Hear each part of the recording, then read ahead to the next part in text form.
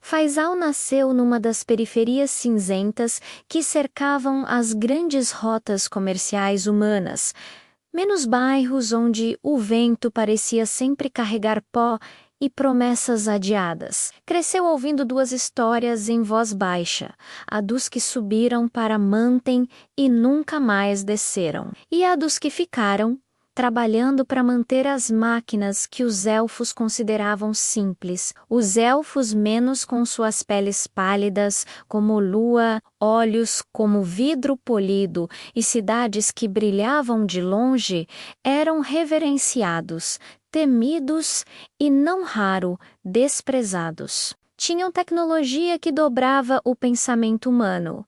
Torres que cresciam do nada, transportes que cantavam no ar, corpos urbanos alinhados por lógica e estética que pareciam ter saído de um sonho.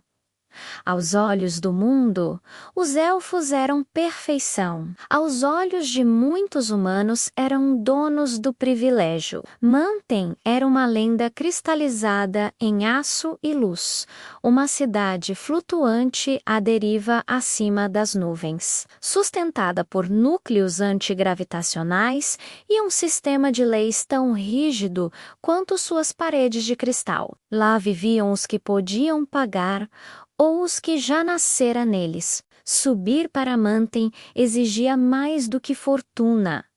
Era necessário ser aceito por uma sociedade que trocava liberdade por conforto absoluto. E dizia-se: uma vez que cruzavas o portal de Manten, a gravidade social te prendia. Não havia retorno, exceto para as raras visitas protocoladas. Para os humanos, subir era, para a maioria, um sonho impossível, mas existia uma exceção.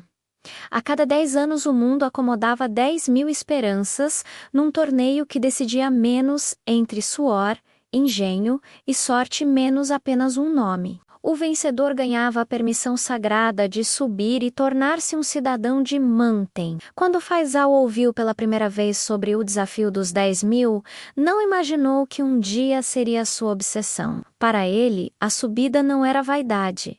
Era a única forma de tirar sua mãe das filas de remédio caro, de reparar a oficina do pai, de devolver dignidade aos que eram olhados com pena. Subir significava recursos, influência e, talvez, a chance de dobrar as regras a favor dos de baixo, se é que isso era possível. Os preparativos foram austeros. Faisal aprendeu a mover-se como quem negocia com o medo, correr nos escombros, desmontar motores de geradores, hackear roteadores antigos para entender padrões, treinou com uma velha máquina de escalada, leu manuais de física roubados da universidade local e fez amizade com Lyra, uma jovem elfa que cresceu entre humanos. Lyra conhecia Manten por dentro, sobrinha de um conselheiro.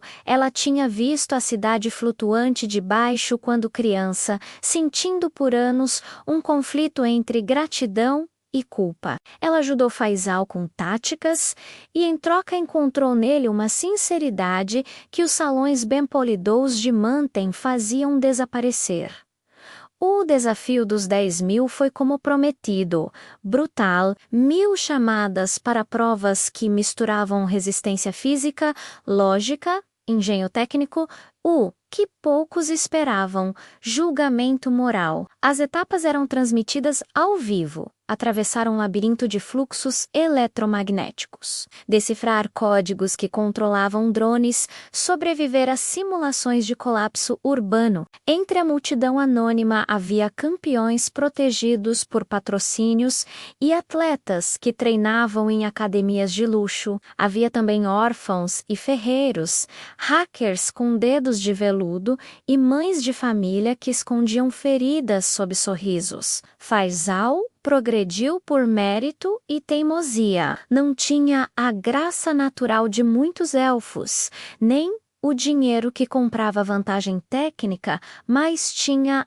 inventividade. Quando uma prova exigiu que os competidores criassem uma ponte entre duas plataformas móveis, ele usou um pedaço de fibra de suspensão retirada da velha ponte da sua vila e, com fios de cobre e óleo que encontrou no balde que levava consigo, fez uma trava que manteve a estrutura firme quando tudo ao redor se despedaçava. Quando numa fase posterior foi testado por um enigma que exigia sacrificar um recurso para salvar mais vidas virtuais, ele escolheu o caminho que garantia o destino da maioria menos e por isso ganhou um prêmio de credibilidade que nem todo o ouro poderia comprar. No caminho até a finalíssima, Faisal conheceu e confrontou o preconceito cru. Juízes elfos sugeriam que humanos jogassem com honra, um eufemismo que muitas vezes significava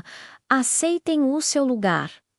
Torcedores atiravam olhares como pedras, mas também houve momentos de empatia. Lyra aplaudia com lágrimas. Um velho competidor humano que já subira a final 10 anos antes e fracassara por segundos, colocou a mão no ombro de Faisal e disse: "Se ganhar, não esqueça de nós." Afinal, reuniu dois nomes que virariam lenda. Faisal contra Kailen, um elfo de linhagem de Manten, educado nas academias que moldavam governantes. A prova final não era só física, era um desafio de ética pública transmitido para todo o planeta. Os finalistas foram encarregados de resolver uma crise simulada numa cidade costeira, trens paralisados, vazamentos químicos e um parlamento dividido. Eles tinham recursos iguais, um centro de comando, informações limitadas e apenas 2 horas. Kailen jogou a erudição. Propostas precisas, algoritmos que pareciam dança de cifras. Faisal jogou a memória das ruas, apelou para líderes comunitários, reorganizou equipes com o que tinha à mão, ouviu os trabalhadores, priorizou vidas sobre procedimentos. No fim, as ações de Faisal salvaram mais civis. Kaelen otimizou perdas, mas ignorou a voz dos que estavam no chão. O público se dividiu. A elite elfa esperava que Kaelen conquistasse Manten. Os bairros humanos torciam por Faisal, como se por ele passasse a sua última esperança. Quando o anúncio final pegou o ar, o silêncio parecia uma mão que apertava o peito de todos. Vencedor do desafio dos 10.000, Faisal, do setor leste. Explosões de alegria, lágrimas. Uma raiva muda que lambeu o rosto de quem apostara tudo na manutenção do status quo. A jornada de Faisal até o portão de Manten foi uma procissão estranha. Multidões aplaudindo, empresários oferecendo contratos em segundos, representantes de Manten com olhares que variavam de curiosidade a cálculo. Lyra esteve ao seu lado até o penúltimo momento. "Eles te dão tudo", disse ela baixinho, "mas trocam tua liberdade por uma vista que ninguém mais pode reclamar. O que farás com essa vida que te dão?" Faisal pensou na mãe, nas noites lendo à luz de lanternas, no pai consertando sonhos quebrados com fita, pensou nas ruínas que pediam conserto, nas crianças que precisavam de escolas decentes. Manton ira tentador. Era a solução pessoal que uma comunidade inteira poderia sonhar. Se ele aceitasse ser o preço, subir significava conforto para sua família, mas também significava abandono físico da sua terra. Era lei. Quem vivia em Manten não podia voltar a viver na terra, menos podia enviar recursos, mas não retornar. No final, Faisal fez sua escolha. Ao cruzar o portal elevando-se entre nuvens que brilhavam como cristais, não foi só o triunfo de um indivíduo, foi o começo de uma mensagem. Ele aceitou a subida, não para renegar sua origem, mas para transformá-la de dentro. Em Manten, com todo o seu acesso e visibilidade, Faisal fez algo que muitos disseram ser impossível. Falou em público, com voz que trazia poeira e solidariedade, e não apenas admiração. Reclamou reformas, chamou atenção para contratos injustos, expôs a dependência de Manten em recursos humanos da terra. Sua presença abriu fissuras no verniz perfeito de Manten. A princípio lentas, as mudanças cresceram como raízes que rompem o cimento. Alguns disseram que ele havia traído sua gente, outros que precisava de tempo. Lira ficou, visitando quando as regras permitiam audiências.